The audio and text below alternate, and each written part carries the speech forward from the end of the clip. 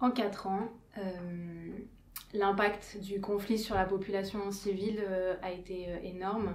Il faut savoir aujourd'hui qu'on compte 20 millions de personnes, donc 80% de la population globale au Yémen, qui est en besoin d'assistance humanitaire sous quelque forme qu'elle soit. On a aussi un pays déstructuré, les infrastructures sont endommagées voire détruites. Par exemple pour nous, Handicap International, on s'attache aux structures de santé. Il faut savoir que près de 50% d'entre elles sont soit non fonctionnelles ou partiellement fonctionnelles. La vie au quotidien, c'est difficile, il y a une crise économique qui a un énorme impact sur la population, mais aussi sur nos activités. En 2018, 35% d'inflation des prix. Ça veut dire, pour la population locale, un manque d'accès à la nourriture, un manque d'accès à l'essence. Tout ça impacte aussi l'accès aux services humanitaires.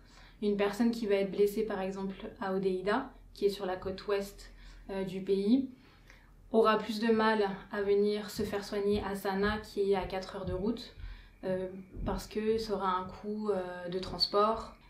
On a des équipes qui vont sur le terrain tous les jours, qui vont dans les centres de santé dans lesquels on travaille. Donc on travaille dans 6 hôpitaux et 2 centres de rééducation à Sanaa. Même si on essaye de décentraliser tous les services humanitaires et surtout les services de santé, Sanaa reste quand même un point central avec des hôpitaux les plus importants du pays. Handicap International accueille des gens et des personnes blessées de l'ensemble du pays.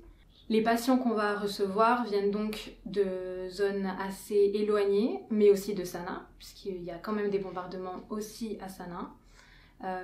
Il faut aussi savoir que 75% des personnes qui sont blessées ou tuées dans les bombardements sont des civils.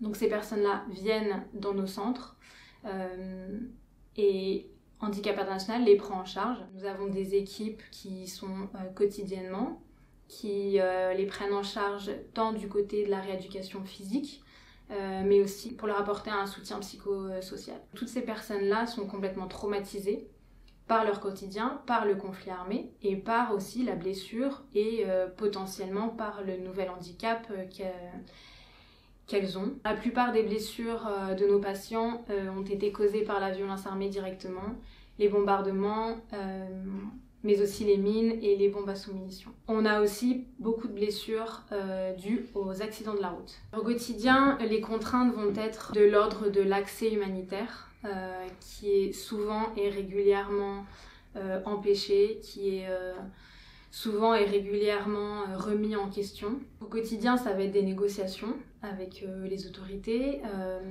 Ça va être aussi forcément dans un pays où un conflit armé est en cours, des aspects sécuritaires qu'on va prendre en compte pour assurer la sécurité de nos équipes, mais aussi de nos bénéficiaires. Il y a forcément une solidarité qui s'est mise en place inter-ONG, mais aussi avec les agences UN pour faire face à ces contraintes-là. Pour s'organiser et du coup pour réduire ces contraintes-là et essayer de travailler dans des conditions plus ou moins acceptables. En décembre dernier, décembre 2018, il y a effectivement eu des pourparlers de paix à Stockholm. Ces pourparlers ont eu pour conséquence un accord passé entre les parties prenantes au conflit. L'accord en lui-même est pour un cessez-le-feu, notamment à Hodeïda, donc cette partie sur la côte ouest. Hodeïda, c'est un des ports stratégiques du Yémen, là où 80% des importations de l'aide humanitaire se faisaient. Et donc c'est un port aussi, en tout cas une ville extrêmement importante pour les parties au conflit, d'où la centralisation du conflit sur cette partie-là. Cet accord a été signé il y a 2 mois.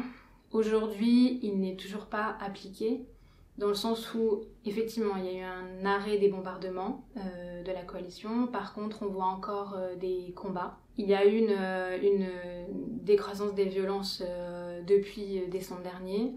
Cette décroissance, elle est principalement centralisée, encore une fois, à Hodeïda, où on n'a plus de bombardements. Ça ne veut pas dire que le reste du pays est en paix. Et on a aussi des bombardements et des combats, par exemple dans le nord du pays, pour citer Adja ou Saada, mais aussi des violences à Taïz.